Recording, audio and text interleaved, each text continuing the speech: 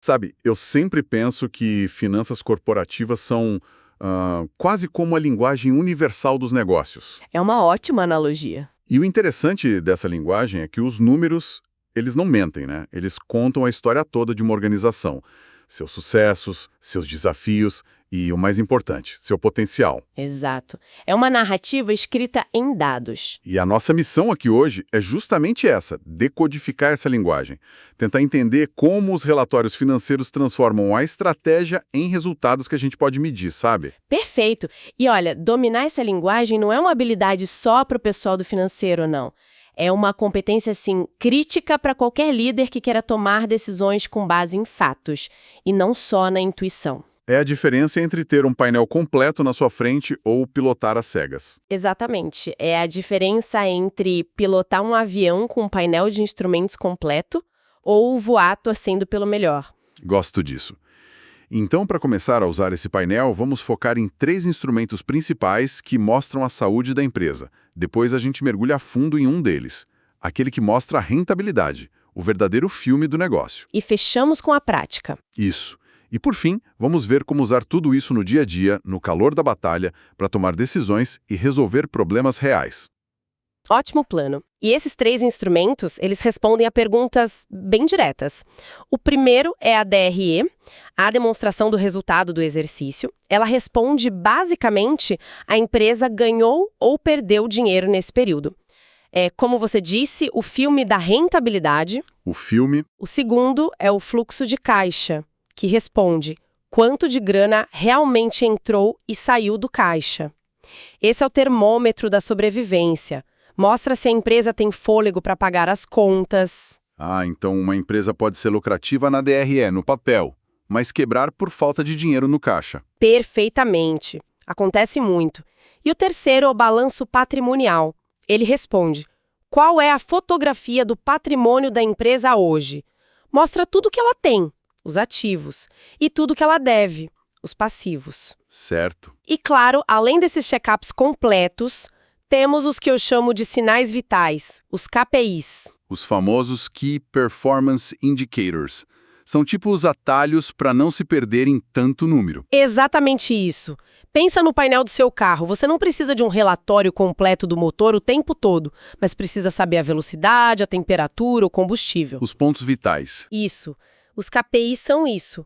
Poucas métricas vitais que monitoram os pontos mais críticos do negócio em tempo real. Coisas como rentabilidade, liquidez e crescimento. Certo, então vamos desembrulhar isso. Começando pelo filme da rentabilidade, a DRE. É ali que a gente vê a história de como o dinheiro das vendas se transforma, ou não, em lucro no final do mês, né? Como essa cascata funciona na prática? A lógica é exatamente essa, uma cascata. Vamos usar um exemplo redondo para facilitar? Imagina uma empresa que faturou 10 milhões de reais em um ano. Essa é a receita bruta.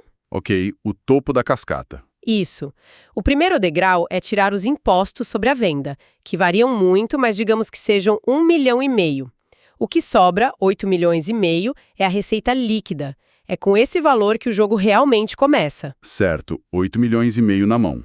Qual o próximo desconto? Agora a gente subtrai os custos variáveis. É tudo aquilo que só existe porque a venda aconteceu. Matéria-prima, comissão do vendedor, frete. Digamos que isso some 3,4 milhões. Entendi. O que sobra aqui, 5,1 milhões reais, é uma das métricas mais importantes de qualquer negócio. A margem de contribuição. Peraí, então esse é o primeiro lucro real do negócio. Tipo o lucro da operação pura antes de pagar o aluguel do escritório, o marketing, o administrativo? Exatamente por isso o nome é margem de contribuição. É o valor que sobra para contribuir com o pagamento de toda essa estrutura que você mencionou e, se tudo der certo, ainda gerar lucro. Faz todo sentido. Pensa nela como motor do lucro da empresa. Cada real de margem de contribuição é um soldado que você envia para lutar 2 batalhas, pagar a estrutura fixa e depois voltar para o caixa como lucro. Se esse motor não for potente, se a margem for baixa, não importa o quanto você acelere as vendas, a empresa nunca sai do lugar. Entendi. É a força bruta da operação. E o que vem depois desses 5,1 milhões que o motor gerou? Agora entram os custos fixos e as despesas operacionais. Salários administrativo, aluguel, marketing, tudo aquilo que a empresa paga vendendo muito ou pouco. Vamos supor que isso some 3,5 milhões. Ok. Subtraindo isso da margem de contribuição, chegamos a 1,6 milhão. Esse número é o famoso EBITDA. Ok. EBITDA. Esse é um número que eu vejo em todos os relatórios de mercado, mas, sinceramente, sempre me pareceu um lucro de mentira, sabe? Afinal, ele ignora juros, impostos, depreciação, coisas que a empresa precisa pagar. Por que ele é tão importante se não é o dinheiro que de fato sobra? Sua provocação é excelente e é onde muita gente se confunde. O EBITDA não é o lucro final, mas ele é poderoso por uma razão. Ele mede a capacidade de geração de caixa da operação principal, isolando ela de decisões de financiamento, de estrutura tributária e de investimentos passados. Ele responde à pergunta: o meu core business, a minha atividade fim, é saudável? Duas empresas podem ter lucros líquidos diferentes por causa de dívidas ou benefícios fiscais, mas o EBITDA mostra qual das duas tem a operação mais eficiente. No nosso exemplo, a margem EBITDA é de 19%. Entendi. Ele nivela o campo de jogo para comparar a eficiência operacional. E a partir daí, a cascata continua até o que realmente importa. Exato. Do EBITDA, a gente tira a depreciação dos equipamentos, as despesas com juros de empréstimos e, finalmente, os impostos sobre o lucro. No fim dessa cascata toda, daqueles 10 milhões originais, sobram 800 mil reais. Uau! Esse é o lucro líquido, o que de fato vai para o bolso dos acionistas ou é reinvestido. A margem líquida, nesse caso, é de 9,4%. Ou seja, a cada R$ 100 que a empresa vendeu, depois de pagar absolutamente tudo, sobraram R$ 9,40. Ver essa jornada completa é impressionante. É revelador. Mas ver esses números num relatório frio é uma coisa. Eu quero saber da reunião, da sala de guerra, sabe? Como isso vira uma decisão que muda o rumo da empresa. Ótimo ponto. Vamos para um cenário clássico. A reunião mensal de revisão de resultados.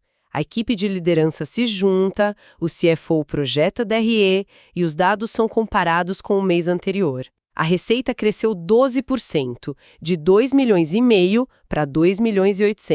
Ok, todo mundo comemora. Exato. Mas aí vem o pulo do gato. O lucro cresceu 40%, de 300 mil para 420 mil. Opa, um crescimento de lucro muito maior que o da receita. Isso significa que a empresa não só vendeu mais, mas vendeu melhor. Minha aposta é que eles aumentaram o preço ou reduziram algum custo variável importante. Sua intuição está no caminho certo. A investigação começa ali, na sala. Ao olhar o DRE, a equipe percebe que a margem de contribuição melhorou, subiu de 50% para 52%. A pergunta imediata é: por quê? A análise revela que a causa raiz foi uma melhora no mix de produtos. A equipe de vendas, seguindo a estratégia, conseguiu priorizar projetos de margem mais alta naquele mês. Então os números validaram a estratégia, mas esse me parece o cenário ideal.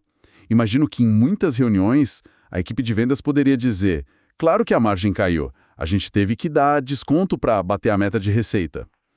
Como os números ajudam a resolver esse conflito? Esse é o poder de ter os dados na mesa.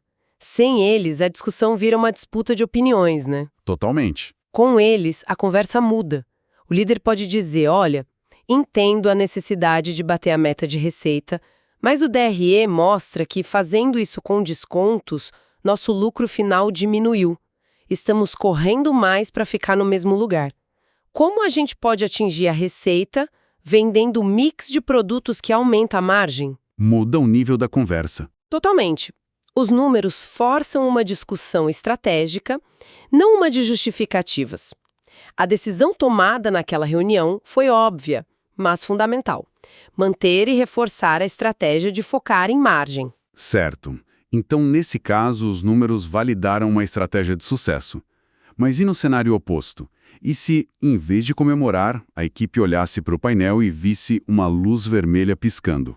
Como isso se parece na prática? Essa é talvez a função mais crítica dos KPIs. Imagina uma empresa que monitora semanalmente um dashboard. De repente, um alerta.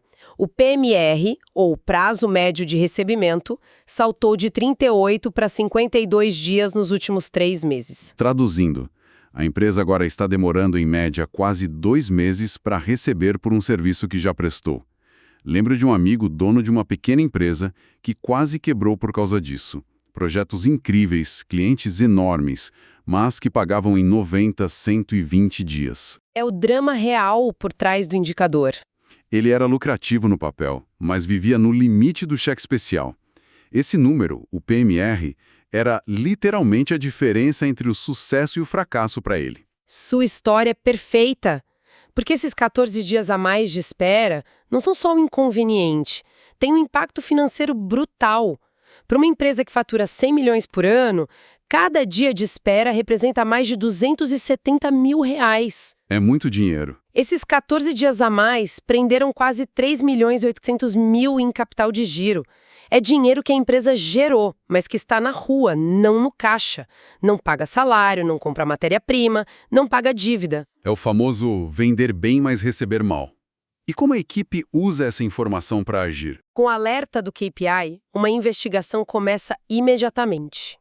A análise descobre 2 causas principais. Primeiro, 3 clientes grandes negociaram novos contratos com prazos de 60 dias. Segundo, detectaram um atraso interno. As notas fiscais estavam sendo emitidas em média no dia 15 do mês seguinte. Ah, então o problema era misto, externo e interno. Exato. E com o diagnóstico na mão, as ações são mais precisas, ações direcionadas. A equipe comercial foi acionada para tentar renegociar os prazos, talvez oferecendo um desconto para pagamento antecipado. Uma boa saída. O processo interno de faturamento foi otimizado e a equipe de cobrança implementou um processo proativo, ligando para os clientes 5 dias antes do vencimento. 3 meses depois, o PMR caiu para 41 dias. E o resultado no caixa? Essa melhoria liberou R$ 3 milhões em caixa, sem vender R$ 1 a mais. Impressionante. Mas se tudo isso é tão lógico e poderoso, por que tantos líderes parecem voar às cegas, ignorando esses sinais? Onde eles mais erram? Olha, o erro mais clássico é a frequência. Olhar os números só trimestralmente, ou, pior, anualmente, é como dirigir um carro olhando pelo retrovisor a cada 50 quilômetros. Quando você vê o problema, pode ser tarde demais. Entendi. A velocidade dos negócios hoje exige um pulso muito mais constante. E o segundo erro, imagino, é a obsessão pela métrica errada, tipo, focar só na receita. Precisamente. Focar só na receita, ignorando margem e lucro, é o caminho mais rápido para o que a gente chama de crescer quebrando. A empresa vende mais, contrata mais gente, investe em mais estrutura, mas a lucratividade está caindo. É uma armadilha, né? Porque parece sucesso. É uma armadilha perigosa. Externamente parece sucesso, mas internamente a empresa está sangrando. E o terceiro erro? É o mais sutil, a passividade. O líder recebe os relatórios, mas não entende de verdade o que eles significam. Ele olha por cima, não faz perguntas, não desafia os números. O documento vira uma mera formalidade burocrática, não uma ferramenta de gestão. É ter o painel de instrumentos na frente, mas continuar olhando só para a estrada. Perfeito, é exatamente isso. Ok, esses são os erros. Do outro lado, quais são os hábitos das empresas que realmente usam os números a seu favor? O hábito mais importante para mim é o que eu chamo de ritual mensal. Nas empresas de alta performance, essa reunião de resultados é sagrada. O CEO bloqueia a agenda. O diretor de vendas não pode só justificar a queda na margem. Ele tem que explicar qual mix de produto causou aquilo e qual o plano de ação. A conversa muda de nível. A discussão muda de o que aconteceu, para quem é o responsável e qual o plano para corrigir. É aí que o relatório vira gestão de verdade. Ou seja, transformar a análise em ação e responsabilidade. Qual seria o segundo hábito? O uso de um dashboard de KPIs, monitorar de 5 a 10 indicadores críticos toda semana. Não são centenas de métricas, são as poucas que realmente movem o ponteiro do negócio. E com metas claras, imagino. Exato. E para cada KPI, precisa ter metas claras e alertas definidos. Se o PMR passar de 45 dias, o sistema avisa. Se a margem cair abaixo de 15%, o alerta dispara. É um sistema de vigilância constante. E por último, um número sozinho não diz muita coisa, né? Exato, o que nos leva à terceira boa prática, a comparação. Nunca analisar um número isoladamente. Uma receita de 2.800.000 não diz nada sozinha. Mas se no mês anterior foi 2,5, agora temos uma história. Crescimento de 12%. O contexto é tudo. Se no mesmo mês do ano anterior foi 2.200, temos uma história ainda melhor. A comparação com o passado e com as metas revela tendências, sazonalidades e desvios. É o contexto que transforma dados em inteligência. Recapitulando, então, a ideia central é que os demonstrativos financeiros são muito mais do que uma obrigação contábil. Eles são, na verdade, ferramentas de gestão estratégicas que contam a história real da performance de uma empresa, sem filtros. Perfeitamente colocado. E quando a liderança aprende a ler e a usar essa história, ela para de apenas reagir aos problemas, ela passa a atuar de forma proativa, identificando oportunidades e corrigindo o curso antes que pequenos desvios virem crises. É a diferença entre estar no controle e ser controlado pelas circunstâncias. Uma mudança fundamental de mentalidade, sem dúvida. E isso me leva a uma reflexão final, sabe? Manda. Se os demonstrativos de uma organização são o roteiro de um filme, vale a pena se perguntar: a liderança está apenas assistindo as cenas acontecerem ou está, de fato, dirigindo o filme? Os números de hoje estão construindo a cena para o sucesso futuro ou para um drama inesperado?